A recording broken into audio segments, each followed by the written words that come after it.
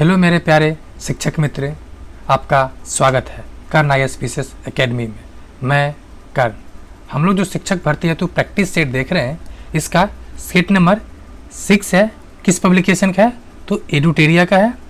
जी हाँ, ये set number 6 है। इससे पहले 1 to 5 अपलोड किया जा चुका है। साथ ही साथ किरण पब्लिकेशन का पूरा सेट कंप्लीट कराया जा चुका है। उसके अलावा रंजीत सर का भी, जिसका PDF आपको टेलीग्राम ग्रुप में मिल जाएगा। और एक आप लोग के लिए आप सभी के लिए गुड न्यूज़ है कि 5 ऑप्शन वाला, जी हाँ 5 ऑप्शन वाला कम्प्लीटली BPSC के जो क्वेश्चंस पूछती है उसके आधार पे सेट बनाया जा रहा है, जो आज या कल आपको मिलेगा।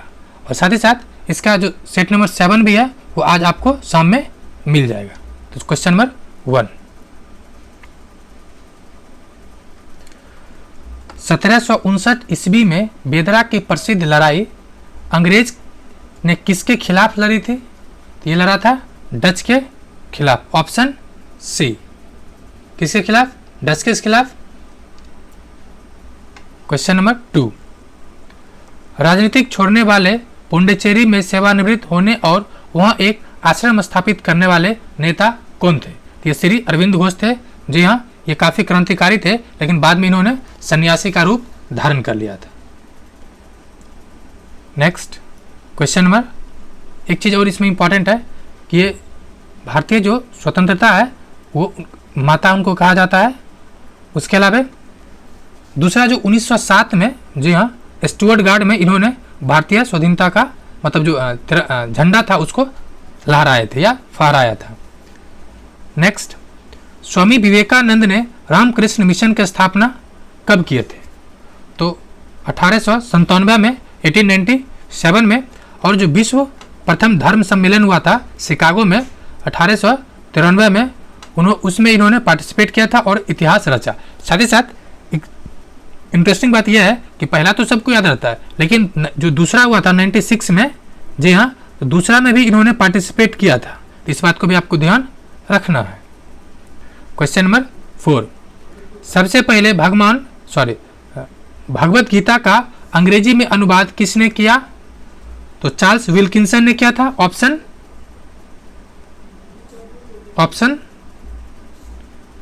सी, सॉरी ऑप्शन बी दिया, गलत दिया। ऑप्शन बी होगा कि 1785 में, बुक में आंसर गलत दे रखा है। 1785 में भगवत गीता का पहला अनुवाद चार्ल्स विल्किंसन द्वारा किया गया था।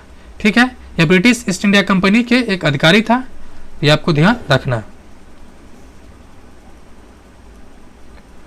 क्वेश्चन नंबर 5, लॉर्ड वेलेस्ली की सहायता संधि को सर्वप्रथम किस शासक ने स्वीकार किया? आपको यहाँ ध्यान देना है, कभी कभी पूछ देगा किस राज्य ने स्वीकार किया है, कौन राज्य। या एक सवाल भी पूछा जाता है कि मराठा में पहला शासक किसने स्वीकार किया है। ये 3-4 सवाल है जो बनता है। तो क्या कर रहा है? पहला शासक। तो पहला शासक कौन था? तो हैदराबाद के निजाम था। शासक कौन था? हैदराबाद के निजाम था। ठीक है, और वेलेस्ली की कालखंड कब से कब तक है? तो 1798 से 1798 टू 1805 ये इसका कार्यकाल है। और सहायक संधि को सर्वाधिक जो प्रयोग किया था वो वेलेस्ली ही था। कौन था? वेलेस्ली ही। और 1800 में, ये तो 1800 में क्या किया था? हैदराबाद के निजाम ने किया था। और पुणे के पेशवा कब किया था? तो 1802 में। 1802 में पुणे के पेशवा ने किया था। और जो मराठा साम्राज्य को समाप्त कब किया गया था? साम्राज्य को 1818 में, जो लगभग तीसरा चौथा मराठा युद्ध हुआ था, उसके बाद से मराठाई के प्रभुत्व समाप्त हो गया। क्वेश्चन नंबर 6, निम्नलिखित में से किसने 1857 की क्रांति को सभ्यता और बर्बरता का संघर्ष कहा था? तो ये TR होम्स था। Option A. वैसे भी जो ब्रिटिशर्स था इसको किसी तरह से बदनाम करने की कोशिश किया था। अब कुछ और पूछा जाता है इससे रिलेटेड, जैसे एक तो 1857 के बिहार के क्रांतिकारी कौन थे? बाबू वीर कुंवर सिंह। दूसरा, पटना से नेतृत्व किसने किया था? तो पीर अली, जो एक पुस्तक विक्रेता थे। तीसरा, जो CDPO पूछा था, किसमें? CDPO में बहुत अलग से क्वेश्चन था। क्वेश्चन ये था कि पटना में इसका नेतृत्व किसने पार्टिसिपेट किया था? तो किसने किया था? 2 ऑप्शन था जो कॉम्प्लिकेटेड था। एक तो वहाँ के रिक्शा चालक, दूसरा वहाँ के जनता। तो किसने किया था? तो वहाँ के जनता ने, पटना के जनता ने पार्टिसिपेट किया। ये भी ऑप्शन था। तो थोड़ा अलग है, देखने की बात है। दूसरा, हिंदू और मुस्लिम षड्यंत्र किसने कहा था? क्या हिंदू और मुस्लिम षड्यंत्र किसने कहा था? तो डब्ल्यू टेलर और जेम्स आउटड्रम। उसके अलावा LR रीस, ये था ईसाई के विरुद्ध धर्मयुद्ध था, क्योंकि ब्रिटिशर्स था वो ईसाई है। क्वेश्चन नंबर 7, किस वर्ष में कांग्रेस के द्वारा मौलिक अधिकार और राष्ट्रीय आर्थिक प्रगति का संकल्प पारित किया गया था? किस वर्ष पारित किया गया था? 1931 में। ये कराची अधिवेशन हुआ था। कौन? कराची। अध्यक्ष कौन थे? सरदार वल्लभ भाई पटेल। और 1929 क्या हुआ था? तो लाहौर अधिवेशन, जो नेहरू जी थे 1929 का। और इसके बाद से ही भारत में जो 26 जनवरी को तिरंगा फहराया जाने लगा, ये एक्चुअली रावी नदी के तट पे हुआ था, उसी के बाद से। 8 नंबर, किस अधिवेशन में कांग्रेस को अपनी पहली महिला अध्यक्ष मिला? तो किस अधिवेशन में मिला था? तो वो अधिवेशन था 32वां। और वर्ष कौन था? 1917। यहाँ पे थोड़ा आप सावधान हो जाए, सवाल ये भी पूछा जाता है कि किस अधिवेशन में कांग्रेस को नहीं, हाँ, भारतीय राष्ट्रीय कांग्रेस का पहली भारतीय महिला अध्यक्ष कौन बनी? पहली भारतीय महिला अध्यक्ष, यहाँ पर महिला अध्यक्ष है लेकिन इसमें लगा देगा भारतीय, और आपको ऑप्शन मिलेगा पहला नंबर पर एनी बेसेंट। तो वहाँ पे सचेत हो जाना है। भारतीय सरोजिनी नायडू थी, जो 1925 में की थी। नेक्स्ट, क्वेश्चन नंबर 9, निम्न समाचार पत्रों और उनके संपादकों का नाम दिया गया है। इसे पूछ रहा है सही सुमेलित कौन है? तो सही कौन है? स्वदेश मित्रन, ये कौन थे? ये थे जी सुब्रमण्यम अय्यर, ये सही है। उसके अलावा अमृत बाजार पत्रिका, मोतीलाल घोष। रखना है, एक तो मोतीलाल घोष जी थे और दूसरा जो शिशिर कुमार घोष थे, ये दोनों थे, मोतीलाल घोष और शिशिर कुमार घोष, ये भी सही है। उसके अलावा सुधारक किसका था? तो ये गोखले जी था, ये गलत है। सुधारक किसका था? सॉरी, गोखले जी का। उसके अलावा द वॉइस ऑफ इंडिया, ये किसका है? द वॉइस ऑफ इंडिया ये है दादा भाई नेहरू जी का। किसका है? दादा भाई नेहरू जी का। इसका आंसर क्या हो जाएगा? एक हो जाएगा, क्योंकि दो ही मात्र सही था।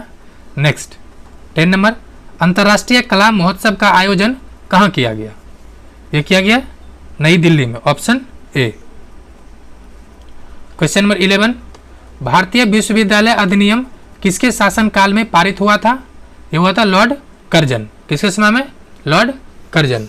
ये कर्जन ही वो व्यक्ति है जो बंगाल विभाजन या भारत की स्वतंत्रता को कुछ बांटो और राज करो की नीति को अपनाया था। ये कब किया था? 1902 में। ये भी पूछा जा सकता है कब किया गया था? 1902 में। और विश्वविद्यालय अधिनियम पारित मतलब आया कब? पारित होके 1904 में। क्वेश्चन नंबर 12, अफगानिस्तान के प्रति आक्रामक नीति का पालन करने वाला वायसरॉय था? तो ये लॉर्ड लिट्टन था, ऑप्शन बी। कौन था? Lord Lytton. इसका कार्यकाल कब से कब तक था? तो ये था 1700 मतलब 1700 नहीं बल्कि 1876 से 1880। और 80 से 84 कौन है? 80 से 84 है कौन? तो रिपन। ये लिट्टन के बारे में कुछ और भी महत्वपूर्ण चीज़ें हैं। पहली बात, ये जो था प्रेस का सेंसरशिप था वो भी लाया था, और ये काफ़ी विवाद वाला इसका निर्णय था। क्वेश्चन नंबर 13, विलियम बेंटिक द्वारा सती प्रथा के अवैध को किस वर्ष घोषित किया गया था? ये 1829 में था। 1829 में कितनी तारीख को? तो 4 दिसंबर। कितनी तारीख को? 4 दिसंबर। और किसके प्रयास से? तो भारत के जो अग्रदूत हैं अर्थात राजा राम मोहन राय जी के प्रयास से। क्वेश्चन नंबर 14, निम्नलिखित बाघ हत्याकांड, जालियांवाला बाग हत्याकांड, निम्नलिखित में से मतलब कौन सा कथन सही है संदर्भ में इसमें? तो किसके पार्ट था ये? तो रॉलेट एक्ट था। जी हाँ, रॉलेट एक्ट ये पारित कब हुआ था? 1919 में। और ये हत्या कब हुआ जालियांवाला बाग? तो 13 अप्रैल 1919 को। उसके बाद स्वदेशी आंदोलन कब हुआ? 1905 में। होम रूल आंदोलन ये 1916 में। इसका 2 शाखा था, एक तिलक जी का, दूसरा एनी बेसेंट का। और ये जो कांग्रेस की जो पहली महिला अध्यक्षा बनी थी उसमें होम रूल आंदोलन का काफ़ी ज़्यादा महत्वपूर्ण भूमिका था। क्वेश्चन नंबर 15, महात्मा गांधी ने सविनय अवज्ञा आंदोलन कहाँ से शुरू किया था? तो कहाँ शुरू किया था ये? तो साबरमती से। कहाँ से? साबरमती से। हालांकि ये 65th में क्वेश्चन दिया था, इसके अनुसार ये गलत है।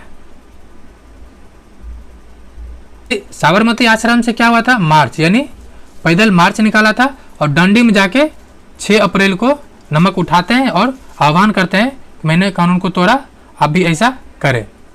क्वेश्चन नंबर 16, स्वदेशी आंदोलन के दौरान राजनीतिक स्वतंत्रता एक राष्ट्र का जीवन रक्त है का नारा किसने दिया था? क्या नारा है? कि राजनीतिक स्वतंत्रता एक राष्ट्र का जीवन रक्त है। ये किसने दिया था? अरविंद घोष ने। ऑप्शन ए, अरविंद घोष ने दिया था। अरविंद घोष से रिलेटेड एक सवाल पूछा जाता है कि जो अलीपुर है, अलीपुर बम कांड कब हुआ था? 1908 में, और इस कांड में अरविंद घोष को दोषी पाया गया था। Next question number 7, Subhash Chandra Bose ने किस देश में आज़ाद हिंद रेडियो की शुरुआत किया था? तो ये जर्मनी में। Option B. कब किए थे? 1942 में। कब किए थे? 1942 में। और इसी आज़ाद हिंद फौज में जब वो भारत की ओर आने वाले थे अंग्रेज के खिलाफ लड़ने के लिए, तो रेडियो के माध्यम से गांधी जी को आह्वान करते हैं कि हे राष्ट्रपिता, और मतलब यहीं पर जो राष्ट्रपिता जो उपाधि दिया गया गांधी जी को, एक्चुअली में सुभाष चंद्र बोस के द्वारा ही दिया गया था, और रेडियो के माध्यम से उन्होंने 18 नंबर खिलाफत आंदोलन का नेतृत्व किसने किया था? तो मोहम्मद अली और शौकत अली, ये दोनों भाई था। 1919-20 के ये स्टार्ट होता है। नेक्स्ट क्वेश्चन नंबर 19, गांधी ने कांग्रेस पार्टी के सदस्यता इस्तीफा कब दिया था? तो 1934 में। और एक सवाल पूछा गया था, ये सवाल पूछा गया कि गांधी जी कांग्रेस के एक 54 भर भी सदस्य नहीं रहे, कब से? 1934 से। 20, किस आंदोलन के दौरान नरमपंथी और गरमपंथियों के बीच पहला विभाजन हुआ था? तो किस आंदोलन के दौरान हुआ था? आंदोलन था स्वदेशी। कौन था? ऑप्शन ए, स्वदेशी। क्यों विभाजन हुआ था? जो गरमपंथी थे वो संपूर्ण भारत में इसको फैलाना चाहते थे, लेकिन जो नरमपंथी थे वो उसको बंगाल तक ही सीमित रखना चाहते थे। इस बात को लेके मतभेद हुआ था। 21, बरदौली सत्याग्रह कब शुरू किया गया था? तो 1928 में। Option A. और इसी के बाद गांधी जी के द्वारा सरदार मतलब पटेल जी को सरदार की उपाधि मिला था। ये मैच द फ्लोइंग है। 22 नंबर कह रहा है हड़प्पा, मतलब ये खोज करता है और स्थल है। तो हड़प्पा की खोज किसने किया? तो ये हड़प्पा है कहाँ? पहली बात तो रावी नदी के तट पे, और खोज करने वाले हैं आर डी दयाराम साहनी, यानी ऑप्शन ए का सी। ए का सी अगर देखिएगा तो आपको ऑप्शन ए डिलीटेड मिलेगा। दूसरा कह रहा है मोहनजोदड़ो, ये सिंधु नदी के तट पर है, और इसको कौन खोजा? तो इसको आर डी बनर्जी, यानी ऑप्शन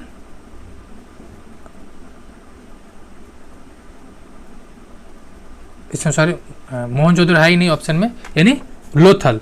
तो लोथल की खोज किसने किया? तो लोथल किया है S R Rao, Lothal S R Rao, यानी 1 2 का 1 का 4, 1 का 4 देखिएगा तो आपको क्या दिख जाएगा? सॉरी 2 का 4, 2 का 4, 2 का 4 यानी 2 का 4 यानी ऑप्शन बी, यानी ये भी ऑप्शन खत्म। या तो बी होगा, मान लीजिए बी ये होगा, जनरली डी कम होता है, इसे आप बता देते हैं। आंसर होगा इसका बी। और बाकी देखा जाए कुछ इंपॉर्टेंट है, जैसे रोपर, तो रोपर खोज किया था बी डी शर्मा, रोपर यानी बी डी शर्मा। उसके अलावा बनावली जो आर एस बिस्ट, उसके अलावा आलमगीरपुर की बात की जाए, इसने किसने खोजा? बी डी शर्मा ही ने। और धोलावीरा किसने खोजा? तो आर एस बिस्ट, यानी आर एस बिस्ट ने कई चीज़ों को खोजा। नेक्स्ट क्वेश्चन नंबर 23, अजातशत्रु के वंश का नाम था, तो किस वंश का था ये? हर्यक वंश, ऑप्शन बी। इसकी स्थापना कब हुआ था? 544 बीसी। नेक्स्ट, मौर्य काल के दौरान संस्था और संचारी थे, ये कौन था? तो जासूस था। जी हाँ, ये जासूस था। नेक्स्ट क्वेश्चन नंबर 25, गुप्त काल के दौरान सुदर्शन झील की मरम्मत किसने किया था? क्या था? पर्णदत्त ने, ऑप्शन ए। किसने किया था? पर्णदत्त। नेक्स्ट, और स्कंदगुप्त को बार बार पूछा जाता है क्योंकि इन्होंने क्या किया था कि काफ़ी जो हराया था।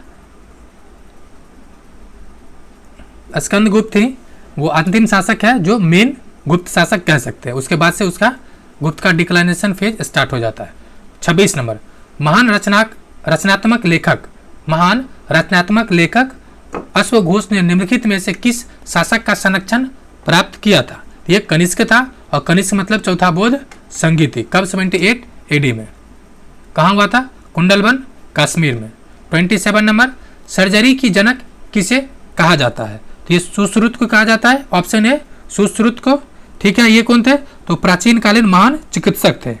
ठीक है, और इनका जो संहिता है यानी जो सुश्रुत संहिता में इन्होंने इस बात को कहा था। और भारतीय चिकित्सक के जनक माने जाते हैं और सर्जरी के जनक माने ही जाते हैं, यानी भारतीय और सर्जरी के ये जनक माने जाते हैं। 1828 मतलब 28 नंबर, मनुस्मृति मुख्यतः संबंधित है तो सामाजिक व्यवस्था से। Option B. नेक्स्ट, जैन धर्म परिशिष्ट प्रमाण की रचना किसके द्वारा किया गया था? तो हेमचंद्र था। ऑप्शन सी, हेमचंद्र सूरी इसका पूरा नाम है। ये 12वीं सदी के व्यक्ति हैं और संस्कृत और प्राकृत भाषा में यो रचना भी करते थे। क्वेश्चन नंबर 30, प्राचीन भारत के संदर्भ में वाग्भट्ट द्वारा लिखित अष्टांग संग्रह का संबंध है तो किससे है? तो चिकित्सा से, यानी किससे है? तो चिकित्सा से। Option B. Question number 31, Delhi सल्तनत में इक्ता प्रणाली की शुरुआत किसने किया था? तो इल्तुतमिश ने किया था। एक बात यहाँ पे मैं बताना चाहता हूँ कि आपके सिलेबस में नेशनल मूवमेंट दे रखा। अगर ये क्वेश्चंस बन रहा है ठीक, नहीं बन रहा है तो बहुत अच्छी बात है। क्यों? क्योंकि जो नहीं पूछा जाएगा उसको नहीं पढ़ना है। 32 नंबर, किस मुगल बादशाह ने इजारा प्रणाली की शुरुआत किया था? तो जहांदार शाह किया था। Option D. और इसके कार्यकाल कब से कब तक है? 1712 से 1713। ये लगभग 8 महीना तक शासन किया था। क्वेश्चन नंबर 33, निम्नलिखित में से किसने पुष्टि मार्ग के दर्शन को प्रतिपादित किया था? ये किया था वल्लभाचार्य ने। Option C. ये एक कृष्ण भक्ति थे। ये किस भक्ति संप्रदाय संबंधित है? तो कृष्ण भक्ति से संबंधित थे। क्वेश्चन नंबर, एक चीज और ध्यान है, ये रामानंद वो व्यक्ति हैं जो भक्ति आंदोलन को पूरे भारत में फैलाने में काफी निर्णायक भूमिका निभाए हैं। क्वेश्चन नंबर 34, अंतर्राष्ट्रीय परमाणु ऊर्जा अभिकरण का मुख्यालय कहाँ है? तो ऑस्ट्रिया। ये ऑस्ट्रिया है। ये ध्यान दें, ऑस्ट्रिया है जो वियना का है। ठीक है, ऑस्ट्रिया कहाँ है? वियना का है। और एक ऑस्ट्रेलिया है जो अलग है। क्वेश्चन नंबर 35, ये कूट है, मैच द फॉलोइंग होगा। ठीक है, क्या कह रहा है? देश और उसका पशु पक्षी। तो कंगारू तो आपको सब याद होगा क्योंकि क्रिकेट देखते ही होंगे। कंगारू किस देश का है? तो ऑस्ट्रेलिया का, यानी 4 का 1। तो 4 का 1 देखिएगा, तो 4 का 1। ऑप्शन बी और ऑप्शन डी खत्म, यानी 2 और 4 में से कोई होगा। मैं इसलिए बता रहा हूँ कि आपको भी इस ट्रिक को अपनाना है। यूपीएससी में जो भी प्रीलिम्स क्वालिफाई करता है ना, उसमें कम से कम इस तरह से 30 क्वेश्चन का एलिमिनेशन ट्रिक को यूज करता है। तो आपसे रिक्वेस्ट है आप इसको अप्लाई करें। नेक्स्ट, जापान का क्या है? आइबिस, यानी ऑप्शन ए का 4। ए का 4 कौन है? यानी दोनों ऑप्शन बरकरार है। उसके अलावा कनाडा का क्या है? ईगल, यानी पूरा है गंजा ईगल, यानी 2 का 2, यानी 2 का 2, यानी ऑप्शन सी। बाकी भारत का तो है ही। नेक्स्ट, क्वेश्चन नंबर 36, रूस और फिनलैंड की अंतर्राष्ट्रीय सीमा रेखा कहा जाता है?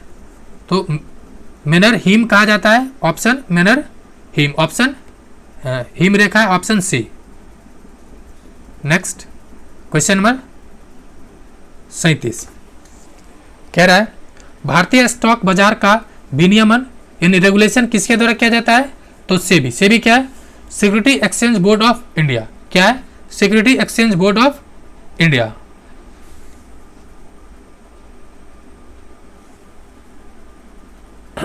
स्थापना भी पूछ लेता है। स्थापना कब हुआ था? तो 12 अप्रैल 1992 को। जी हाँ, 92 को हुआ था। और इसका हेडक्वार्टर कहाँ है? तो मुंबई। इसी की वजह से इसका भी हेडक्वार्टर मुंबई है और दूसरा आरबीआई का भी हेडक्वार्टर कहाँ है, मुंबई। इसीलिए मुंबई को भारत का आर्थिक राजधानी कहा जाता है। क्वेश्चन नंबर 38, भारत में अंतरिक्ष कार्यक्रम की शुरुआत किस वर्ष हुई थी? तो 1962 में इंस्कोपार करके हुआ था, इंस्कोपार, ठीक है, वो संस्था था, उसी का नाम बदलकर 1969 में क्या कर दिया गया, इसरो, क्या कर दिया गया, इसरो। कब? 1972 में, सर 1972 नहीं बल्कि 1969 में एक्चुअली एनर्जी विभाग का गठन, अंतरिक्ष विभाग अलग से एक डिपार्टमेंट का गठन किया गया था। कभी कभी फ्रेंड्स सॉरी गलती हो जाती है, क्योंकि दिमाग में इतना चीज़ें ऑलरेडी भरा हुआ रहता है ना, वो निकलने लगता है, तो उसमें थोड़ा सा दिक्कत है, उसके लिए sorry to bottom of my heart. And one requested please, अगर आप व्यू जाता है हज़ारों में, सॉरी के में जाता है, 4K 5K 6K, तो प्लीज़ अगर आप वीडियो पर आते हैं तो रिक्वेस्ट है कि चैनल को सब्सक्राइब तो करते ही हैं, लाइक भी करें एंड शेयर भी करें। क्वेश्चन नंबर 39, निम्नलिखित में से जीवन प्रक्रिया का कौन सा युग पेड़ पौधों और जीवन जंतु दोनों में मिलता है? तो दोनों में क्या मिलता है? तो ऑप्शन डी, एक तो रिप्रोडक्शन मिलेगा यानी प्रजनन, और विकास यानी डेवलपमेंट यानी वृद्धि, दोनों होगा तब तो जीवन सुगम और आसानी से आगे बढ़ते रहेगा। क्वेश्चन नंबर 40, पढ़ने का आरंभ करना चाहिए किससे? ये आपके बीएड वाले विशेष तौर पर है, तो अर्थपूर्ण सामग्री से। जी हाँ, किससे? अर्थपूर्ण सामग्री से। जी हाँ फ्रेंड्स, मैं इसलिए बता रहा हूँ, देखिए ये आप लोग इसको अप्लाई कीजिए, क्योंकि आप लोग में से बहुत सारे फ्रेंड्स दिन रात आंसर मांगते हैं। देखिए एक बात मैं बहुत स्पष्ट तौर पे कह सकता हूँ और अपने अनुभव से, क्योंकि मैं प्रीलिम्स के 4 बीपीएससी के 4 प्रीलिम्स क्वालिफाई किया हूँ और मेंस भी, तो मैं उसके अनुभव पे कह सकता हूँ कि केवल ये क्वेश्चन आएगा, मान लेते ये क्वेश्चन है, यही आएगा, इसकी संभावना 0/सन्नाटा है। जी हाँ, लेकिन आप अगर एक्सप्लेनेशन देखेंगे और बनाने के टेक्निक डेवलप करेंगे, यकीन मानिए वही आपके एग्जाम में काम आएगा। ये क्वेश्चन आएगा काम, इसकी संभावना 100% भी हो सकता है और 0%, इसीलिए थोड़ा सा मेरी तरफ से आपको वैधानिक चेतावनी भी है। 41 नंबर, परिपक्व विद्यार्थी होते हैं। कौन सा विद्यार्थी? अपने अध्ययन में कभी कभी भावनाओं की सहायता लेते हैं। Option C. 42 नंबर, बिहार राज्य के लोगों के लिए मधुमक्खी पालन शुरू करने की सबसे अच्छी अवधि कौन सी है? भारत हो या कहीं भी हो, मतलब मधुमक्खी पालन की कंडीशन क्या है? अक्टूबर से सितंबर। ऑप्शन डी, ठीक है, अक्टूबर से सितंबर। क्वेश्चन नंबर 43, 17वां प्रवासी भारतीय दिवस का आयोजन किस शहर में किया गया? तो ये इंदौर अर्थात मध्य प्रदेश राज्य पूछ दे तो ध्यान रखना क्या, मध्य प्रदेश, ठीक है। और एक चीज इंपॉर्टेंट इस बार क्या है, इसका जो मुख्य अतिथि था कौन था? गुयाना के राष्ट्रपति डॉक्टर मोहम्मद इरफान अली, तथा विशिष्ट अतिथि कौन थे? सूरीनाम के राष्ट्रपति श्री चंद्रिका प्रसाद संतोखी यानी चंद्रिका भाई जी, इसका विशिष्ट अतिथि थे। 44, चालू वर्ष 2023 को निम्नलिखित में से किस रूप में मनाया जाता है? तो मोटे अनाज का अंतर्राष्ट्रीय वर्ष यानी मिलेट्स का, ये ऑर्गेनाइज मतलब घोषणा कौन किया है? FAO, जो यूएन का एक स्पेशल एजेंसी है। FAO क्या है? फूड एंड एग्रीकल्चर ऑर्गेनाइजेशंस, ठीक है। दूसरी बात, इसको प्रस्ताव किसने दिया था? ये इंपॉर्टेंट है, प्रस्ताव दिया था इंडिया ने। किसने दिया था? इंडिया ने। This is the very very important, you must be mark it. Next 45 number, हाल ही में न्यूजीलैंड के नए प्रधानमंत्री के रूप में किसे चुना गया है? तो चुना गया है Chris Hipkins. Option C, Chris Hipkins. Next, Pulitzer architect पुरस्कार 2023 किसने जीता या किसे प्रदान किया गया? तो डेविड एलन चिपरफील्ड को, David Alan Chipperfield. Option B, भारतीय सेना के किस कैंट में पहला 3D प्रिंटेड घर का निर्माण किया गया है? तो ये किया गया अहमदाबाद में। Option A. 48 नंबर, निम्नलिखित में से कौन सा विकल्प सुमेलित है? उत्सव है और राज्य है। त्रिशूलपुरम उत्सव ये कहाँ मनाया जाता है? तो केरल में। ये कहाँ मनाया जाता है? केरल में, तो ये पहला गलत। उसके अलावा खर्ची उत्सव ये मनाया जाता है त्रिपुरा में, ये भी गलत। उसके बाद तुरग्या उत्सव ये मनाया जाता है अरुणाचल प्रदेश में, ये क्या है? सही है। उसके अलावा है परशुराम कुंड महोत्सव, ये मनाया जाता है अरुणाचल प्रदेश में। नेक्स्ट 49 नंबर, भारत सरकार ने कालाजार को पूरी तरह से समाप्त करने का लक्ष्य कब तक रखा है? तो 2023 ये कालाजार का अंतिम वर्ष है। ठीक है, आप सोते उठिए बोलिए कालाजार अंतिम, कालाजार अंतिम, ताकि आपको याद हो जाए। 50 वर्तमान में भारतीय बीमा नियामक और विकास प्राधिकरण इरडाई का अध्यक्ष कौन है? तो देवाशीष पांडा, ऑप्शन बी। क्वेश्चन नंबर 51 मस्तिष्क का कौन सा भाग शरीर का संतुलन बनाए रखने एवं ऐच्छिक पेशियों के संकुचन पर नियंत्रण रखता है, यानी वॉलंटरी एक्शन, मतलब वॉलंटरी जो मसल्स है यानी एक्शन कर सकते हैं याद करने के लिए। Option B cerebellum. अब देखिए आपको ध्यान क्या रखना है, सेरिबेलम दो चीज करता है, एक तो जो ऐच्छिक मसल्स है उसको कॉन्ट्रैक्शन रेगुलेशन करता है, दूसरा क्या है ये संतुलन बनाए रखता है। अब देखिए हाइपोथैलेमस जो बहुत बार पूछा गया है, ये क्या काम करता है? हाइपो कहता है ना, आप सुनते होंगे अपने दोस्त को यार हाइपो काहे हो रहा है, मतलब प्रेशर टेंशन काहे दे रहा है, मतलब गुस्सा, भूख, प्यास, प्यार सब है हाइपो, कोई चीज एक्सेस हो जाना, हाइपर हो जाना, दैट मीन्स हाइपर यानी हाइपो। हाइपर कोई भी चीज एक्सेस हो जाएगा, जैसे प्यार एक्सेस, ठीक है, भूख एक्सेस, प्यास एक्सेस, पसीना, temperature, everything control by hypothalamus. Question number 52 निम्नलिखित में से परिसंचरण तंत्र का अंग नहीं है, यानी परिसंचरण ट्रांसपिरेटरी अंग कौन सा नहीं है? तो ऑप्शन डी बड़ी आंत, ये नहीं है। क्यों? क्योंकि इसमें फाइनली आके स्टोर होता है और एब्जॉर्ब क्या करता है? वाटर को। 53 सरसों किस कुल का पौधा है? तो ये क्रूसीफेरी कुल का है, ऑप्शन ए। कौन सा? क्रूसीफेरी। और इसके अलावा कौन है? तो मूली और सलजम भी क्रूसीफेरी कुल का ही अंतर्गत आता है। क्वेश्चन नंबर 54 मनुष्य में पुरुष यौन गुणसूत्रों में कौन सा समूह होता है? तो पुरुष में कौन सा होता है? तो पुरुष में एक्स और वाई, जी हाँ एक्स और वाई यही होता है, और महिला में एक्स एक्स। लेकिन आखिर महिला ही शोषित होती है कब? जब महिला को अगर बेटी की संख्या ज़्यादा हो जाए तो। लेकिन गलती किसका है? तो गलती तो पता नहीं किसका है, लेकिन समस्या किस में आ रहा है? ये पुरुष में, उसका वाई ट्रांसफर नहीं हो पा रहा है। गलती कंट्रोल है नहीं तो गलती किसका होगा तो कहने नहीं है। क्वेश्चन नंबर 55 पौधे में लचीलापन किस उत्तक के कारण होता है? तो कोलेनकाइमा, ऑप्शन ए। नेक्स्ट 56 निम्नलिखित में से कौन सा पदार्थ कोशिका में अधिक मात्रा में पाया जाता है? तो ये पाया जाता है क्या? जल। लगभग 65 से 70% तक, मतलब 65 से 70% तक जल पाया जाता है। ठीक है, नेक्स्ट क्वेश्चन नंबर 57 निम्नलिखित में से श्वसन तंत्र का हिस्सा है तो कौन सा है? तो एल्वियोली एक तरह से ये ढक्कन होता है, कंठनली यानी इसोफेगस जो ट्यूब है वो वाला, उसके अलावा श्वास नली ये ट्रैकिया वाला, और मतलब दैट मीन्स तीनों है, तो ऑप्शन डी। 58 नंबर कह रहा है एक अंतरिक्ष यान पृथ्वी के सापेक्ष उच्च गति से यात्रा कर रहा है। ठीक है, अंतरिक्ष यान पर एक घड़ी पृथ्वी पर एक घड़ी की तुलना में धीमी गति से चलती हुई प्रतीत होती है। निम्नलिखित में से कौन सा इस कथन इस घटना की व्याख्या करता है? क्या कह रहा है? तो एक घड़ी पृथ्वी पर, मतलब अंतरिक्ष यान पर एक घड़ी और पृथ्वी की तुलना में धीमी चलता है, यानी अंतरिक्ष यान में धीरे भी चलता है। इसका कारण क्या है? तो इसका कारण है समय सापेक्ष है और परिपेक्ष की गति पर मतलब परिपेक्ष की गति पर निर्भरता रहता है। Option A. क्वेश्चन नंबर 59 किसी वस्तु पर लगने वाले बल को मापने के लिए निम्नलिखित में से किस यंत्र का उपयोग किया जाता है? तो किया जाता है ऑप्शन ए मीटर का। नेक्स्ट क्वेश्चन नंबर 60 निम्नलिखित में से कौन गुरुत्वाकर्षण बल और दूरी के बीच संबंध का सबसे अच्छा उदाहरण या वर्णन है? यह है ऑप्शन सी दूरी के वर्ग के साथ गुरुत्वाकर्षण बल व्युत्क्रमानुपाती यानी इन्वर्सली प्रोपोर्शनल या बढ़ता जाता है। जैसे देखिए सिंपल फॉर्मूला क्या था? जी m1 m2 ठीक है upon r square.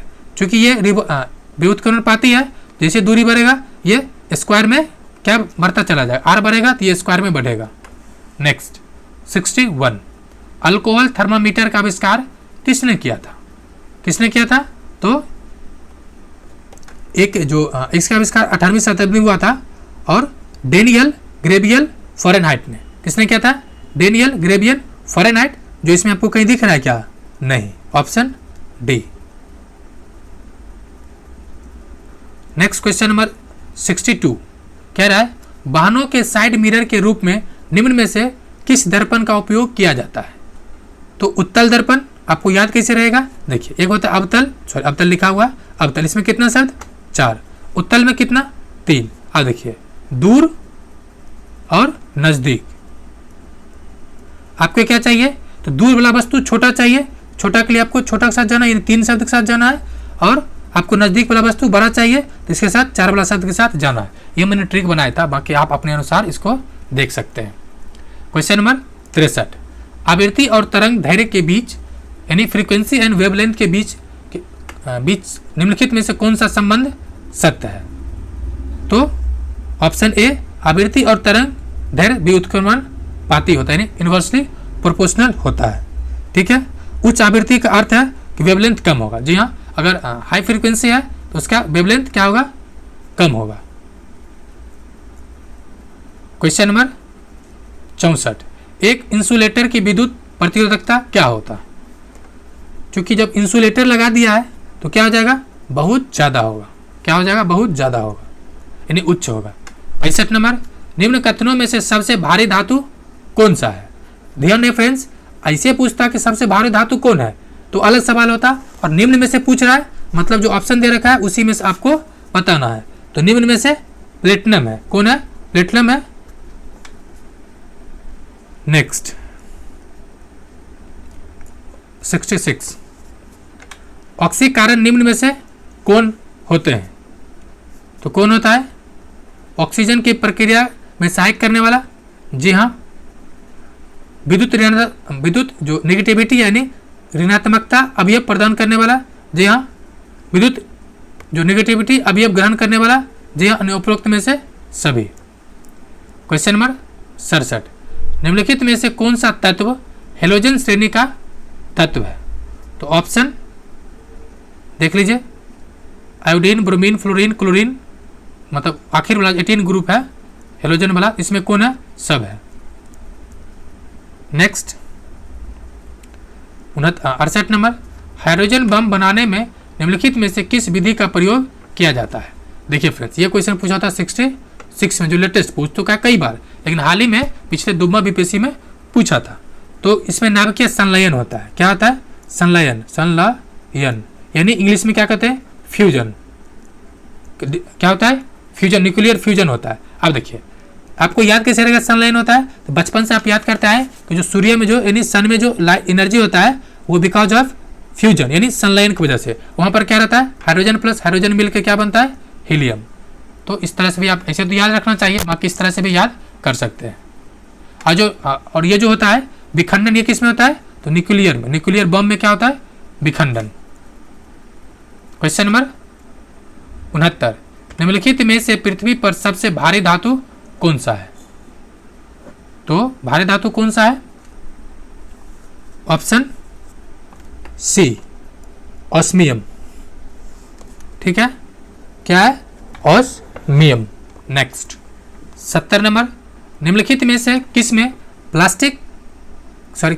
Lactic acid उपस्थित होता है? लैक्टिक एसिड क्या होता है?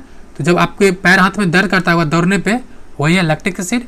तो किस में होता है ये? तो दही में। ठीक है, लैक्टिक एसिड दही में होता है। एसिडिक एसिड किस में होता है? सिरका में। फॉर्मिक एसिड तो लाल चीटी में होता है फॉर्मिक एसिड। साइट्रिक एसिड में, खट्टा वाला में नींबू, और उसके अलावा टर्टरिक एसिड में इमली, मतलब इमली में टर्टरिक एसिड जो बार बार पूछा जाता है, और पालक भी पूछा जाता है तो पालक में होता है ऑक्जेलिक एसिड। ये सब सुनते रहिए, बहुत काम आएगा, यकीन मानिए। जब ये क्वेश्चन मिलेगा तो आप मुझे जरूर याद कीजिएगा। क्वेश्चन नंबर 71 रसायन विज्ञान का जनक किसे कहा जाता है? तो रसायन विज्ञान जनक जो है लेबोजियर है, ऑप्शन बी। ठीक है, रासायनिक विज्ञान का जनक लेबोजियर है। उसके अलावा अरस्तु को जीव विज्ञान का जनक कहा जाता है। किसको? अरस्तु को। जबकि जॉन डाल्टन को क्या कहा जाता है? तो परमाणुवाद का जनक। और आइजैक न्यूटन, तो आपको बताना है न्यूटन के थर्ड लॉ को अप्लाई करके। 72 कह रहा है निम्न में से किस में ऑक्सीजन अनुपस्थित होता है, यानी लैक ऑफ ऑक्सीजन? तो किस में होता है? कैरोसिन में। इसीलिए जो सुनते हुए पोटेशियम को जिसमें रखा जाता है, क्यों? बिकॉज उसमें ऑक्सीजन लैक रहता है ताकि ये रिएक्ट न करे। 73 नंबर, निम्न में से किस संविधान संशोधन अधिनियम के द्वारा पुडुचेरी के या पुडुचेरी निर्वाचित सदस्यों को राष्ट्रपति के निर्वाचन में शामिल किया गया है? तो किस में से? तो 70वां संविधान संशोधन अधिनियम के माध्यम से ये कब हुआ था? 1992 में। उसके अलावा 73वां किससे हुआ था? 73वां हुआ था 1992 में, लेकिन पंचायती राज संस्था को स्थायित्व प्रदान किया गया, मतलब उसको संवैधानिक दर्जा प्रदान किया गया। और उसमें आरक्षण व्यवस्था कितना है महिलाओं के लिए? तो 1/3, लेकिन बिहार सरकार कितना दिया? तो 50%। नेक्स्ट 74 नंबर, निम्नलिखित में से किस मामले में सर्वोच्च न्यायालय ने यह निर्णय दिया कि अनुच्छेद 368 के अधीन मौलिक अधिकारों में संशोधन कर सकती है, परंतु संविधान के आधारभूत ढांचा, दैट मीन्स बेसिक स्ट्रक्चर या मूलभूत ढांचा में परिवर्तन नहीं किया जा सकता है? तो ये ऐतिहासिक मामला है। ये किस संबंधित है? तो केशवानंद भारती, जिसका निधन पिछले साल हुआ। ये केरल के एक मठाधीश थे, ठीक है। इनका जमीन ले लिया गया था, तो ये संबंधित है 1973 में ये बाद आया। और इसी में एक शब्द दिया कि बेसिक स्ट्रक्चर, यानी संविधान का एक बेसिक स्ट्रक्चर होगा। और क्या होगा? सुप्रीम कोर्ट बोला, मतलब सबने पूछा सर बेसिक स्ट्रक्चर क्या है, तो वो बोला कि हम समय समय पर बताएंगे। अभी कौन कौन है? तो जैसे कि संविधान की सर्वोच्चता, उसके अलावा पंचायती राज, उसके अलावा मूल अधिकार, संविधान का जो संघीय व्यवस्था है, इस तरह से कई चीज़ें हैं। तो 75 नंबर, पंचायती राज सूची विषय है किसका? पंचायती राज किस विषय का सूची है? सिंपल सी बात है, राज्य का है। किसका है? तो राज्य का है। नेक्स्ट फ्रेंड्स, आपको कमेंट करके बताना है कि राज्य सूची में कितना विषय है और पंचायती राज में कितने विषय है टोटल। ये मैं बता देता हूँ, 29 है। इसमें से कुछ ऐच्छिक है और कुछ अनिवार्य है, लेकिन आपको बताना है राज्य सूची में कितना विषय है। नेक्स्ट क्वेश्चन नंबर 75, बिहार में लोकसभा में अनुसूचित जाति यानी SC समुदाय हेतु आरक्षित सीटों का संख्या कितना है? 6। कितना सीट है? 6। कौन कौन है? एक देखिए, जमुई का सांसद चिराग पासवान, उसके पिताजी का संसदीय क्षेत्र हाजीपुर, उसके चाचा जी जहाँ पे एक बार हारा था समस्तीपुर, उसके बाद गोपालगंज, सासाराम और गया। सासाराम में कौन है? सासाराम से जो मीरा कुमारी अध्यक्ष थी वो सासाराम से थी। और गया से, आप अगर गया क्षेत्र से हैं तो अपना संसद का नाम जरूर बताएं, अगर आप हाजीपुर से हैं तो भी बताएं। 77, सभी बालकों को 14 वर्ष की आयु पूरी करने तक निःशुल्क और अनिवार्य शिक्षा देने सरकार का दायित्व होगा। नीति निर्देशक तत्व के तहत संविधान के किस अनुच्छेद में वर्णन किया गया था, जिसे बाद में मूल अधिकार में कर दिया गया? देखिए क्वेश्चन थोड़ा सा ट्विस्ट किया, आंसर तो 45 होगा, क्योंकि DPSP में 45 में, लेकिन बाद में इसको 21A में जोड़ दिया गया था। क्वेश्चन नंबर 78, भारतीय संविधान का कौन सा अनुच्छेद नई अखिल भारतीय सेवा की स्थापना का प्रावधान करता है या बल देता है? ये किस में है? अनुच्छेद 312, ऑप्शन ए। फ्रेंड्स, एक रिक्वेस्ट है, अगर आप लोग को डाउट लगे किसी आंसर को लेके तो आप क्वेश्चन नंबर भी कमेंट करें, ठीक है? क्वेश्चन नंबर भी कमेंट करें। मेरी कोशिश होती है एक भी क्वेश्चन गलत ना बताए। अगर मुझे खुद डाउट हो जाता है किसी पे तो मैं उसको इंगित कर देता हूँ, बट इसके अलावा भी अगर कोई डाउट लगे तो उसके लिए आप कमेंट बॉक्स हमेशा ओपन रहता है, आप कमेंट करें, आंसर भी कमेंट करें, उसको मैं पिन भी कर दूंगा। नेक्स्ट, आप क्या करें, इसी का एक पार्ट है जो बार बार पूछा जा सकता है। अनुच्छेद 252 का संबंध किससे है? तो राष्ट्रीय आपातकाल से है। और अनुच्छेद 352 में ही एक बार मात्र टर्म द कैबिनेट, यानी जो कैबिनेट शब्द है यूज किया गया है। 9 नंबर, संसद में पहला लोकपाल विधेयक कब पारित हुआ था? तो 11 दिसंबर 1968 में। किसके समय में? 1968 में, ठीक है। Next 80 number, doctor Rajendra Prasad को संविधान सभा का सभापति कब चुना गया था? नहीं, कब चुना गया था संविधान सभा का सभापति? हाँ, मतलब 11 को ही चुना गया था। और 9 दिसंबर क्या हुआ था? तो अस्थायी सदस्य जो दोनों बिहार से सच्चिदानंद सिन्हा भी और राजेंद्र बाबू भी। 81 नंबर, किस संविधान संशोधन के द्वारा संपत्ति के अधिकार को मौलिक अधिकार सूची से हटा दिया गया था? तो 78वां संविधान संशोधन था, 1978 में आया था, किसके सरकार के समय में? जनता पार्टी के सरकार के समय में। ठीक है, इसको ला दिया कहाँ? 300 के ए में। नेक्स्ट, किस वर्ष में राज प्रमुख के पदनाम का नाम बदलकर राज्यपाल या गवर्नर कर दिया गया था? तो क्या था? 1956, ऑप्शन डी। 83 नंबर, भारतीय संसद के दोनों सदनों की संयुक्त बैठक किस संबंध में होता है? तो साधारण विधेयक के किस में ही होता है? तो ऑप्शन डी। क्या संविधान संशोधन हो सकता है? जी नहीं। वित्त विधेयक में हो सकता है क्या? नहीं। और भारत के उपराष्ट्रपति के निर्वाचन में? नहीं।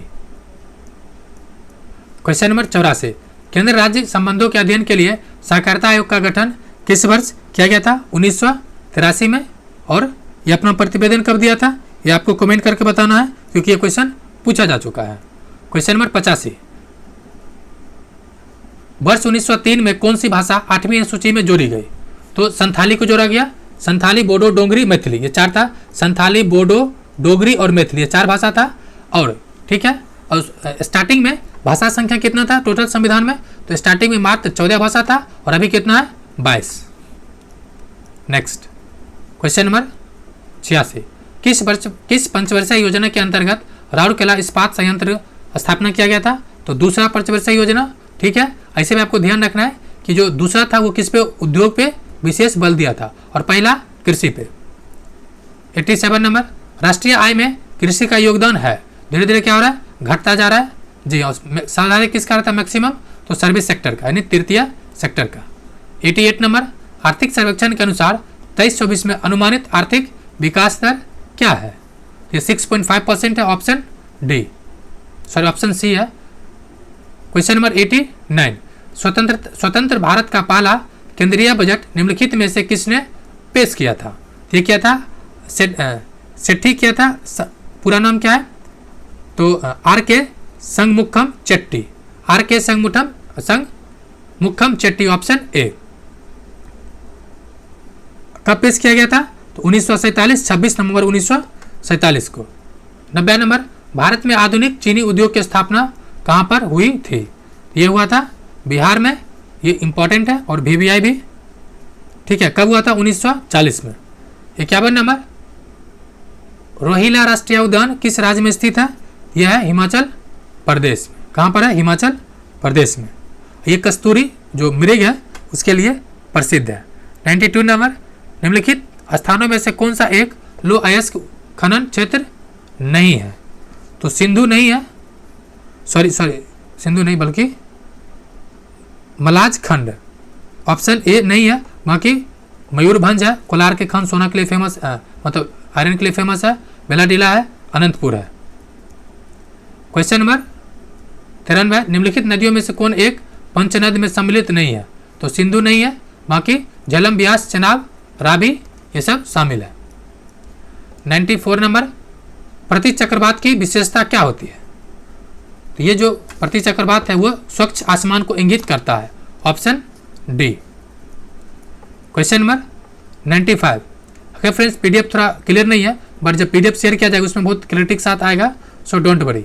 95 नंबर, सुपर कंप्यूटर परम शक्ति कहाँ पर स्थापित किया गया है? तो IIT Kharagpur, option A. 96 number, Pamba सिंचाई परियोजना का संबंध किस राज्य से है? तो केरल से है, ऑप्शन डी। 97 नंबर, काराकुम रेगिस्तान स्थित है।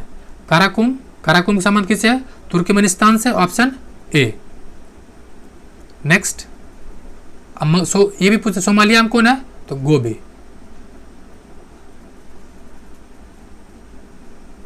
98, म्यांमार के साथ कितने भारतीय राज्यों की सीमा साझा करता है? तो 4 है। कितने? 4। कौन कौन है?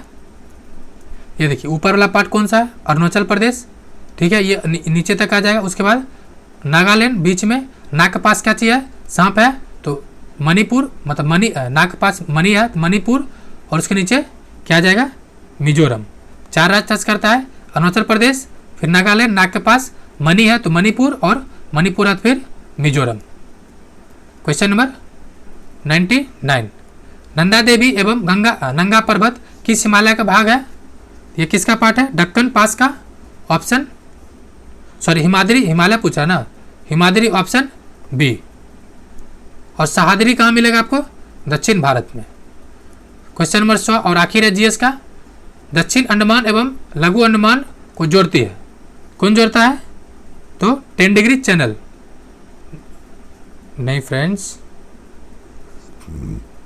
क्वेश्चन नंबर सी कह रहा है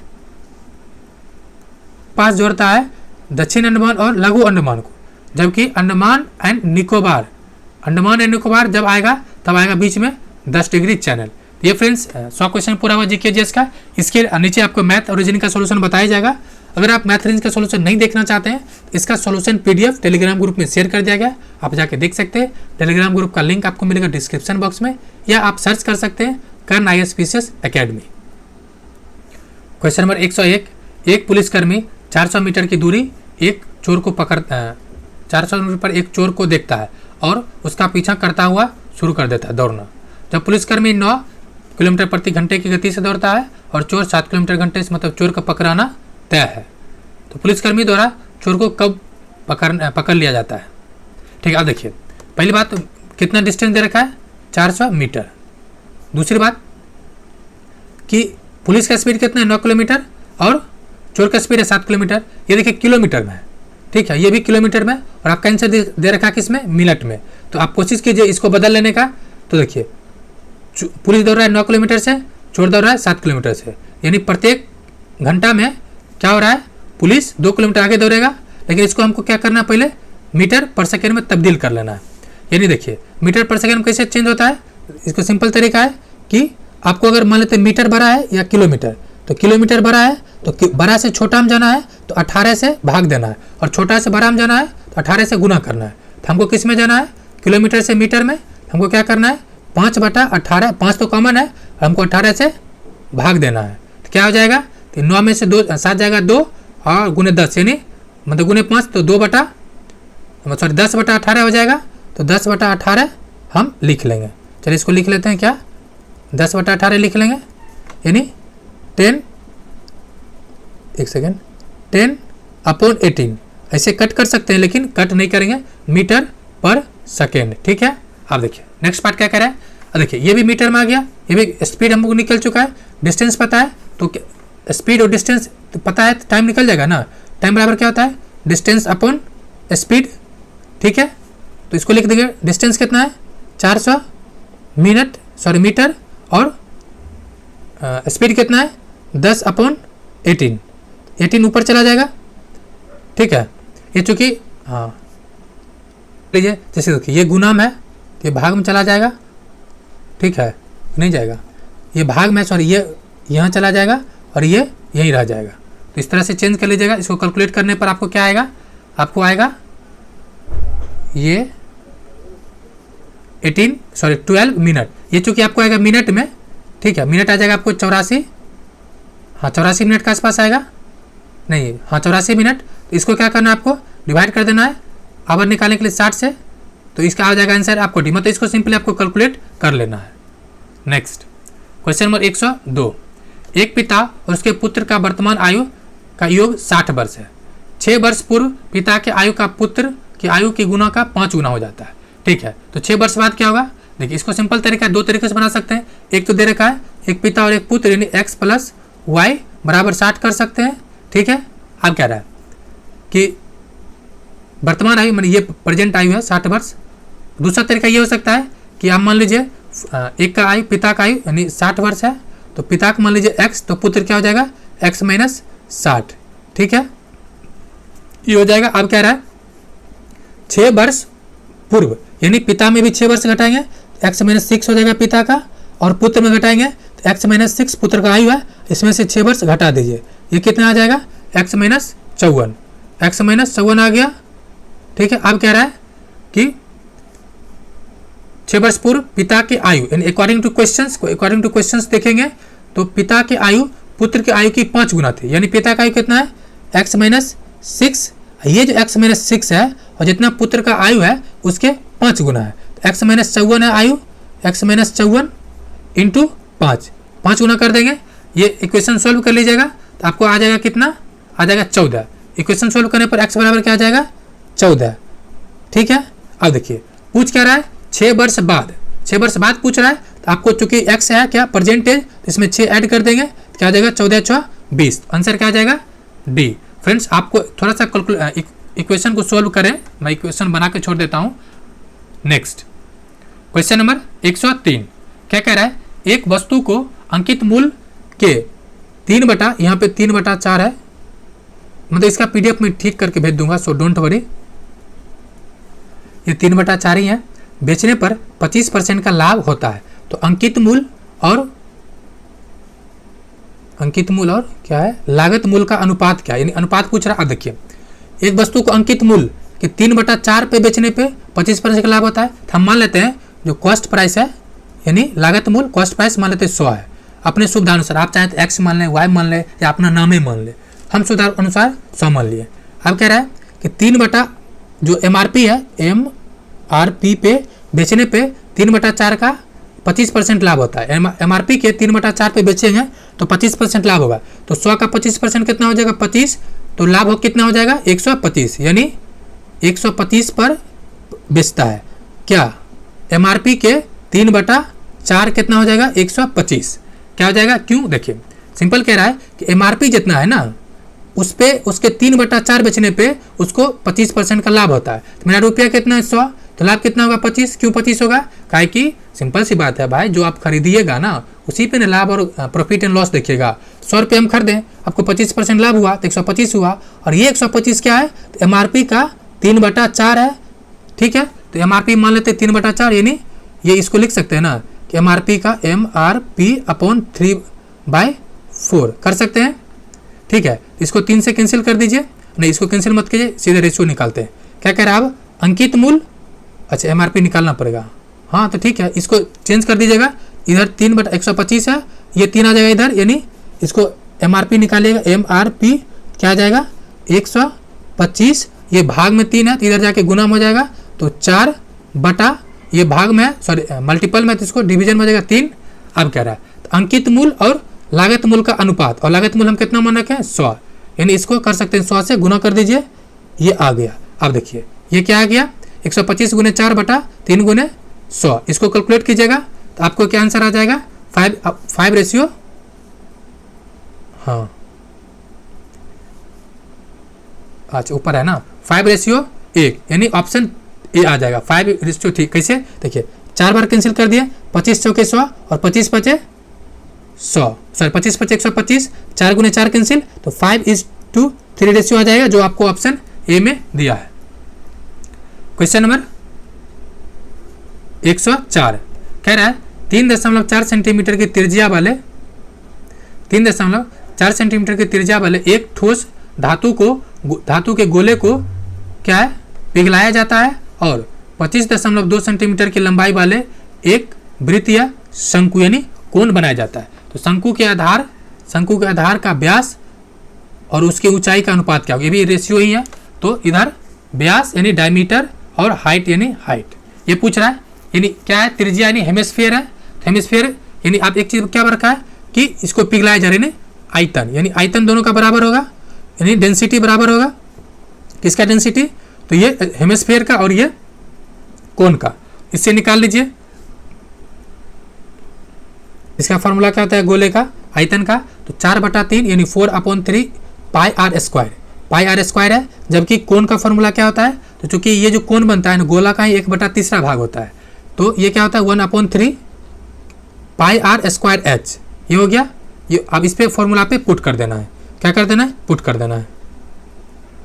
चूंकि ये दोनों बराबर है, पिघलाया गया है, इसमें से कुछ कॉमन दिख रहा है आपको, पाई और बाई 3 कॉमन है, इसको कैंसिल कर लीजिए, ऊपर क्या बचेगा 4r³ बराबर क्या इधर बच रहा है, इधर बचेगा आपको r1² h। r1² क्यों है, क्योंकि ये गोला कोण का रेडियस है इसलिए बदल दिए हैं। अब इसका वैल्यू पुट कर दीजिए यहाँ पर 4 × 6.3 बराबर r² h, ठीक है। हमको h हाइट निकालना है, चूँकि ये दे रखा है इसका, इनमें से 25.2 सेंटीमीटर ऊंचाई वाला एक, यानी हाइट दे रखा है, हाइट कितना दे रखा है 25.2, इसके जगह ये पुट कर देंगे, यहाँ से क्या निकल जाएगा अपना यहाँ से निकल जाएगा अपना हाई रेडियस। किसका रेडियस? कोन का रेडियस निकल जाएगा। ठीक है, लेकिन पूछ क्या रहा है? तो शंकु के आधार का बेस, ये पूछ रहा है डायमीटर, व्यास, यानी जब रेडियस निकलेगा तो आपको रेडियस निकल जाएगा 6.3, लेकिन पूछ रहा है क्या? व्यास यानी बेस, मतलब व्यास मतलब डायमीटर, यानी इसको 2 से मल्टीप्लाई कर दीजिएगा। जब 2 से मल्टीप्लाई कीजिएगा ये आ जाएगा 12.6, ये आ चुका है 12.6, और एक दे रखा है हमको 25.2, तो इसका रेशियो आप पुट कर दीजिएगा। ठीक है, तो आंसर आ जाएगा आपको क्या? तो आंसर आ जाएगा ऑप्शन सी, 1:2। ठीक है, आप फ्रेंड्स फॉर्मूला बता दिया गया, आप कैलकुलेट करने की कृपा करें। नेक्स्ट क्या कह रहा है? 105, एक निश्चित राशि पर 2 वर्ष के लिए 4 वर्ष प्रति वर्ष की दर से चक्रवृद्धि ब्याज और साधारण ब्याज के बीच का अंतर क्या है? अंतर दे रखा है 20 रुपये। तो वह राशि क्या होगा? इसका सिंपल फॉर्मूला है, अगर 2 वर्ष का हो साधारण और कंपाउंड इंटरेस्ट का CI माइनस SI का डिफरेंस क्या होता है? तो P इंटू R बाय 100 का होल स्क्वायर। क्या है? 100 का होल स्क्वायर। P क्या है? ये अमाउंट है, अमाउंट हमको पता नहीं है, R लेकिन पता है। R कितना? 4%। तो ठीक है, पुट कर देते हैं। ये अंतर भी दे रखा है 20, तो 20 इक्वल टू क्या हो जाएगा? P को P रहने देते हैं, इंटू 4, तो 4/100 का R स्क्वायर। यहाँ से P निकल जाएगा, क्या निकल जाएगा? P, तो P कितना निकलेगा आपको? P निकल जाएगा आपको 12,500। बस इसको सॉल्व कर लीजिएगा, आंसर आ जाएगा। आंसर क्या हो जाएगा आपको? Answer B, 12,500। Next question number 16, एक आयताकार मतलब रेक्टेंगल। क्या है? रेक्टेंगल। एक आयताकार मैदान 20 फीट के एक हिस्से को खुला छोड़कर 3 तरफ से बार यानी घेरा लगाया जाता है, फेंसिंग लगाया जाता है। यदि मैदान का क्षेत्रफल 680 फीट है तो कितने फुट बार लगाने की आवश्यकता होगा? इसमें ध्यान ये रखना है, पहले तो रेक्टेंगल, चूंकि ये क्या दे रखा है? क्षेत्रफल एरिया क्या होता है? L इंटू बी, लेकिन L इंटू बी ये दे रखा है हमको 580 फीट में, तो फीट में छोड़ देते हैं। अब एक आयताकार के मैदान के 20 फीट के एक हिस्से का खुला छोड़ देता है, एक हिस्सा खुला छोड़ देता है, यानी L होता है और B, इसमें से किसी एक को मान लीजिए L। ठीक है, ये मान लेते हैं, ये जो हाइट है इसको मान लेते हैं तो 20। ठीक है, L हमको दे रखा है कितना? 20, और B हमको इससे निकल जाएगा 580 से मल्टीप्लाई कर देते निकाल देंगे तो B कितना निकल जाएगा हमारा? B निकल जाएगा यहाँ से आपको 34 फीट। B निकल जाएगा 34 फीट। इसको सॉल्व कीजिएगा, 34 फीट निकल जाएगा। अब देखिए, अब क्या दे रखा है? तो आवश्यकता कितना, यानी हमको घेरना है 3 साइड को, तो हमको क्या चाहिए? पेरीमीटर, यानी उसको क्या कहते हैं हिंदी में? पेरीमीटर को परिधि। फॉर्मूला क्या होता है? 2 इंटू L प्लस B, यानी क्या हो जाएगा? 2, एक सेकेंड, फॉर्मूला होता है 2 into L plus B।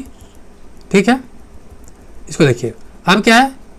2L plus 2B होगा, लेकिन ध्यान ये रखना है कि 3 साइड है, यानी एक लेंथ को हमको माइनस करना पड़ेगा। एक लेंथ हम L माइनस करेंगे, क्यों?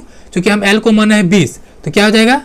20 प्लस ये हमारा 34 निकला था, तो 34 गुने 2, ये कितना हो जाएगा? 34 गुने 68, 68 20 88, टोटल कितना परिधि हो जाएगा?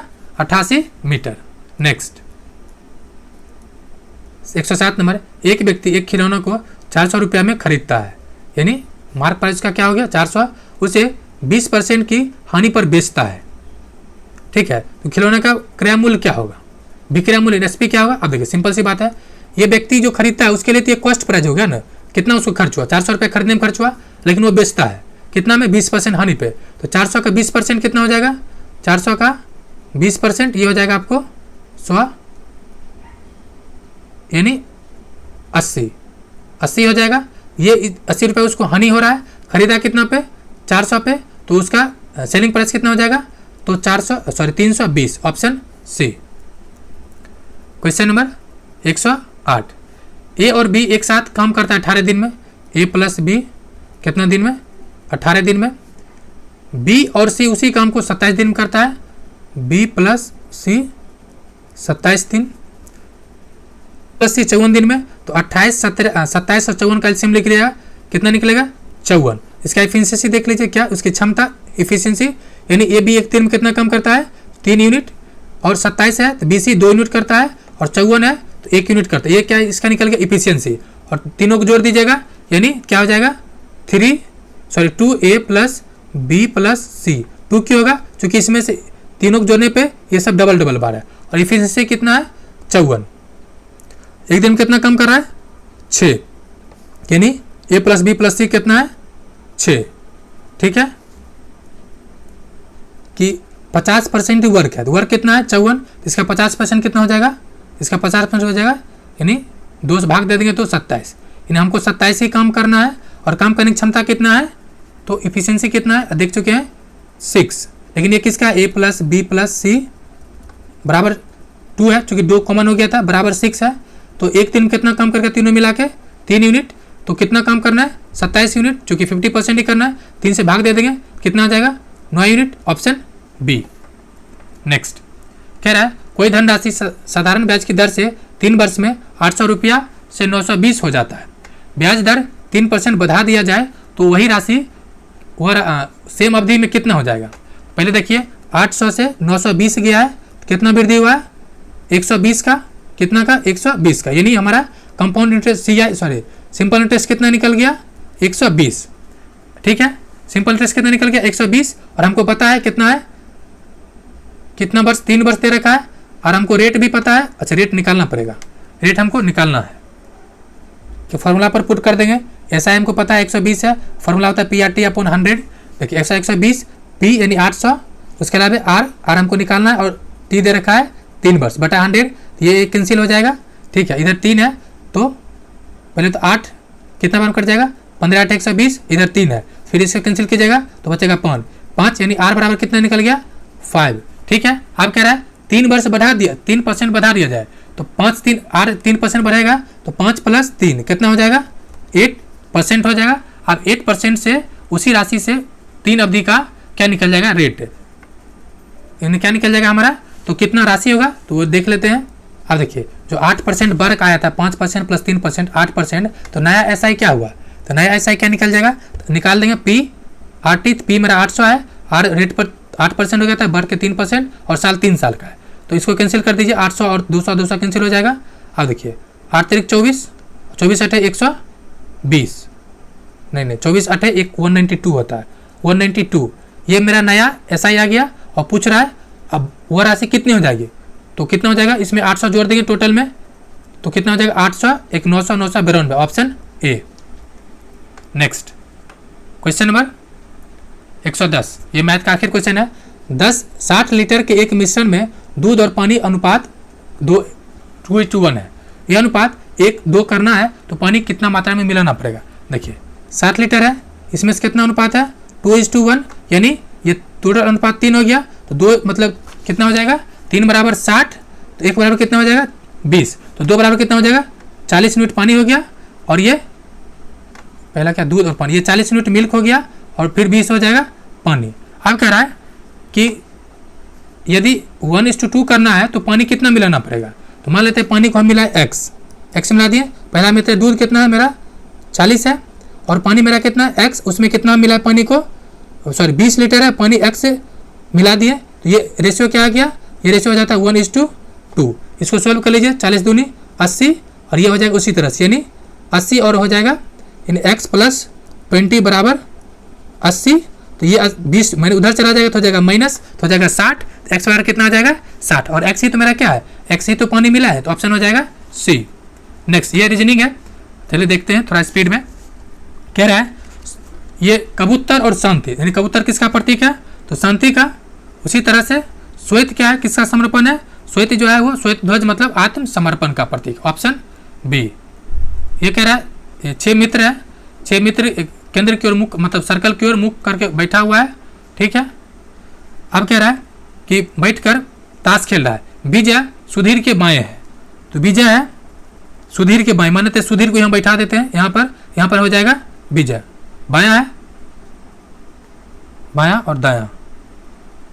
ठीक है, यहाँ माने बैठा दिए हैं, कह रहा है विजय सुधीर के बाएं है। ठीक है, सुधीर के बाएं है विजय, अमर और राकेश और सौरभ के बीच में है, अमर राकेश और सौरभ के बीच में है, लेकिन सौरभ पता नहीं कहाँ पर है। नीरव अमर के बाएं ओर है और दूसरे स्थान पर है। इसका सिंपल सा दिया हुआ है, ठीक है, ये है, तो मतलब यहाँ सुधीर बैठा है, विजय बगल में, तो आप देखिए सौरभ या राकेश, ये चूंकि क्लियर पोजीशन नहीं है, ये पोजीशन यहाँ भी हो सकता है और ये पोजीशन अमर चूंकि बीच में है तो अमर तो यहाँ आ जाएगा, लेकिन इस दोनों का पोजीशन सौरभ और राकेश का बदल सकता है। उसके बाद नीरव जो क्या है यहाँ उसके बीच में है तो इधर आ जाएगा, यहाँ पर नीरव है और ये पूरा हो चुका है। इसके आधार पर क्या कह रहा है क्वेश्चन, तो अमर और विजय के बीच में कौन है, तो अमर और विजय यानी इसके बीच में तो क्या आ जाएगा, तो सौरभ या Rakesh, option A. Next, Hari की आयु जोनी की आयु से दुगुनी है जो राहुल के 3 वर्ष बड़ा है। यदि हरि की आयु राहुल की आयु से 5 गुना हो तो जोनी की आयु क्या होगा। तो इसको सिंपल मान लीजिए कि जोनी है, मान लेते जोनी, हरि और क्या है राहुल। अब कह रहा है जोनी को मान लीजिए एक्स, जोनी को एक्स मान लेंगे तो हरि क्या हो जाएगा 2x। अब कह रहा है कि जो हरि की आयु है, ठीक है, जो राहुल की आयु से 3 वर्ष बड़ा है, ये जो है हरि इसके 3 वर्ष बड़ा है, इसमें 3 माइनस कर देंगे 2x माइनस 3, ये हो जाएगा। अब अकॉर्डिंग टू क्वेश्चन, यदि हरि की आयु यानी 2x राहुल की आयु के 5 गुना हो, यानी कह सकते हैं 2x बराबर राहुल का आयु क्या है 2x माइनस 3, चूंकि 5 वर्ष 5 गुना बड़ा हो तो इसमें 5 गुना से मल्टीप्लाई कर देंगे, तो इक्वेशन क्या बन जाएगा आपका फाइनली 2x माइनस 3, चूंकि 5 गुना बड़ा है तो 5 मल्टीप्लाई कर देंगे, और इसको जब आप सोल्व कीजिएगा तो आपका आंसर आ जाएगा 5 ईयर्स, ऑप्शन सी। नेक्स्ट, ये भी वही कर रहा है, ये अलग अलग दोस्त बैठा हुआ है, KLMNO और P एक वृत्ताकार पंक्ति है, मतलब वृत्ताकार पंक्ति में खड़ा है, वृत्त के केंद्र की ओर सब देख रहा है, OMN वो जो है M के ठीक बाएं है खड़ा है, MN यानी O कहाँ पर है, वो मान लेते वो यहाँ पर है, इसके बाएं हो जाएगा, मतलब O वृत्त O M के ठीक बाएं है, O है M के ठीक बाएं है, ठीक है, खड़ा है, N M के बाएं है, N है, ये कहाँ है, तो M के बाएं और से तीसरा स्थान है, M के बाएं 1 2 मतलब 1 2 3 तीसरा स्थान पर आ गया, खड़ा है, K P के दाएं है, K कहाँ है, P के दाएं है और दाएं से दूसरा स्थान पर खड़ा है, तो K यानी ये आ जाएगा। उसके अलावा तो N ठीक दाएं में कौन है, N यहाँ पर है, इसके दाएं में ठीक कौन है, तो हो जाएगा K और N, K हो जाएगा ठीक दाएं में, ऑप्शन K है, ऑप्शन ए में। नेक्स्ट, ये पूछ रहा है मिरर वाला है, कह रहा है कि जो ए बी है ये व्यक्ति है, उसको उलट के देखेंगे तो कैसा लगेगा, देख लेते उलट के एक बार थोड़ा। देखिए ये जो है ये इस साइड आ जाएगा, ठीक है, यानी ये इस साइड आ गया, कहाँ पर, यानी ये वाला सही है। उसके अलावा ये जो खाली वाला है, ठीक है, ये खाली वाला इस साइड चला जाएगा, तो ये इस साइड भी है, इसमें कोई दिक्कत नहीं है। पैर देखिए दोनों का, पैर भी ठीक ठाक है। अब देखना है आपको, ये देखिए ये 3 पार्ट में, ये सेम साइड में आ गया, ये नहीं होगा, ये नीचे चला गया, ये भी नहीं होगा, ये भी नीचे चला गया, ये भी नहीं होगा, यानी ऑप्शन डी होगा।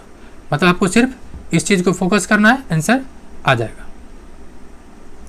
नेक्स्ट, क्वेश्चन नंबर 116 कह रहा है रोबोट यानी RVX ये इस तरह से है, ये सब में देखिएगा तो +4 इंक्रीजेज 18 4 22 15 4 19 4 मतलब 2 और 6 मतलब B होता है 2 6 4 यानी प्लस प्लस बढ़ता जा रहा है।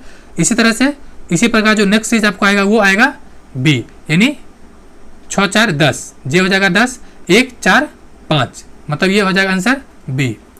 विषम का ज्ञात करें, विषम क्या है, तो विषम देखते हैं S और P यानी ये 3 माइनस हुआ, S 19 और P 16 3 माइनस। उसके अलावा NL ये है NL यानी 14 2 16 यानी 2 माइनस। उसके अलावा TQ इसमें 3 माइनस और इसमें Z और W यानी 3 माइनस यानी option B। Next, question number 118 कह रहा है वर्ष 1998 में 1988 में स्वतंत्रता दिवस बुधवार को मनाया गया था, तो 99 में यह दिवस कब आएगा, इसका आंसर होगा आपको डी गुरुवार। नेक्स्ट कह रहा है 119 की 17 सॉरी 7, 26, 63, इसमें से नेक्स्ट पद कौन होगा? देखिए ये आया कैसे है 7, तो क्या किया गया है, एक सेकेंड, ये किया गया 2 का क्यू किया गया है और 1 माइनस, तो यानी 8 में से 1 7। उसी तरह से ये क्या किया गया 3 का क्यू यानी 27 में से 1 26। उसी तरह से 4 का क्यू तो 64 में से 1 63। उसी तरह से 226 है, ये क्या आ जाएगा, तो 6 का क्यू 216 में से 1 215। अगला क्या आ जाएगा 7 का क्यू और आंसर आ जाएगा आपको बी। नेक्स्ट और आखिर है क्वेश्चन, ये कह रहा है P Q R P Q से लंबा है। पी जो है, एक सेकेंड, पी जो है क्यू से लंबा है, तो क्यू ऊपर रहेगा पी से, क्यू लंबा है, ठीक है। आर एस से नाटा है, आर एस से नाटा है, एस टी से लंबा है लेकिन पी से छोटा है। इस तरह से पूरे अरेंज कीजिएगा तो आपको आंसर आ जाएगा पी जो सबसे लंबा है, ठीक है। आंसर आ जाएगा डी। फ्रेंड्स वीडियो देखने के लिए शुक्रिया, चैनल को सब्सक्राइब करें, वीडियो को शेयर करें, क्योंकि बहुत ज़्यादा मेहनत लगता है, तो please need to be support and subscribe and share. बाकी आपके लिए 5 ऑप्शन वाला जल्द ही सेट आने वाला है 100 क्वेश्चन का, जो न केवल आपको 1 to 5 लेवल बल्कि सभी जगह काम आने वाला है। तो वीडियो देखने के लिए वंस अगेन शुक्रिया एंड जय हिंद।